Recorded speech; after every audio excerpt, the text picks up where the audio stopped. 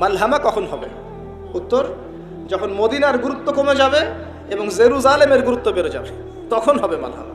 ওয়ার্ল্ডের দিকে তাকিয়ে দেখেন যে জেরুজালেমের গুরুত্ব কত আর মদিনার গুরুত্ব কত। আমার কথা কি বোঝা যায়? কিছু কথা মানে উপর দিয়ে যাচ্ছে না। হাদিসটা বলি তাহলে বুঝতে পারবেন। মুয়াজ বিন জাবাল রাদিয়াল্লাহু আনহুকে নবী সাল্লাল্লাহু আলাইহি ওয়াসাল্লাম বলছেন, হে মুয়াজ, যখন উমরান ও বাইতুল মাকদিস খরাব ও ইয়াসরিব, বাইতুল মাকদাসের উত্থান মদিনার পতন ডেকে নিয়ে আসবে। খরাব ও ইয়াসরিব খুরুজুল মালহামা, মদিনার পতন মালহামা নিয়ে আসবে। খুরুজুল মালহামা ফাতহুল কুস্তানতুনিয়া, মালহামার আত্মপ্রকাশ কনস্টান্টিনোপল বিজয় নিয়ে আসবে।